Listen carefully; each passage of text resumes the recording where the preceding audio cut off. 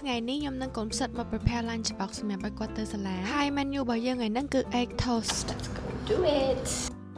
Good morning. Good morning. កូនសិស្សទៅនឹកពីគេថ្ងៃនេះមករៀប lunch box ឲ្យកូនសិស្សទៅរៀនហូបកូនសិស្សថ្ងៃហ្នឹងគឺខ្ញុំធ្វើ egg toast ឲ្យគាត់ញ៉ាំតែតែកូននោះចិត្តegg toast ហ្នឹងមែនតើ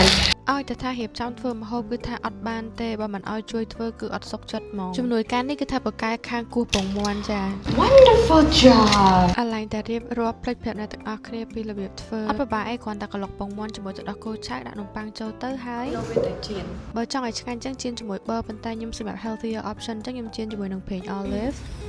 ឆ្ងាញ់ណាស់អូខេឥឡូវយើងបានមួយមុខហើយហើយមួយមុខទៀតគឺខ្ញុំមានផ្លែឈើខ្ញុំតែងតែ make sure ថា lunch box របស់កូននោះគឺមានផ្លែឈើញ៉ាំញ៉ាំញ៉ាំ Mommy did a good job អូខេចឹង snack រៀបចំហើយ very colorful ក្នុងនេះអូខេចឹង snack box សម្រាប់កូននោះទៅសាលារៀបចំហើយហើយបាក់យើងជោគមកសូមដាក់ចូលកតាបកូនឲ្យហើយសិនចាព្រោះថៃមានប្រវត្តិផ្លេចអាហ្នឹងគឺហើយ lunch box ស្នាកូនរៀបចំហើយប៉ុន្តែ aftermath និយាយទៅគឺថាខ្លាញ់ពេញនឹងតែម្ដងព្រោះតែ snack box ឲ្យកូនតែមួយណាតែបាក់យើងជោគខ្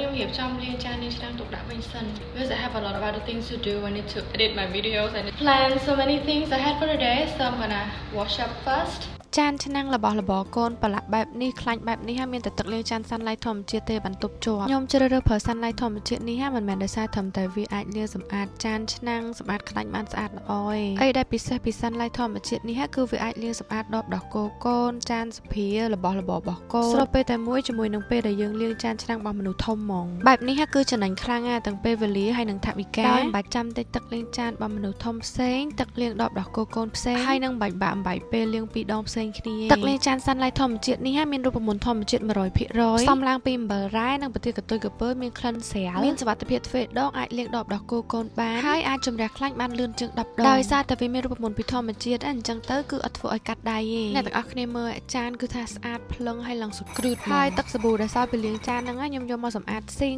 គ្រាន់តែលាងហើយគឺថាចាញ់ចាំងឆ្វាយតែម្ដងតាំងពីប្រើទឹកលាងចានសាន់ឡៃធម្មជាតិនេះមកខ្ញុំអត់សូវជាធុញថប់នៅក្នុងការលាងចានទេព្រោះថាវាលាងសម្អាតបានស្អាតចំណេញពេលវេលាចំណេញថវិកាអត់ត្រូវការដាក់ច្រើនទេដាក់មកតំណក់គឺថាគ្រប់គ្រាន់សំខាន់ខ្លាំងជាងគេហ្នឹងគឺវាអត់កាត់ដៃនឹងហ្មង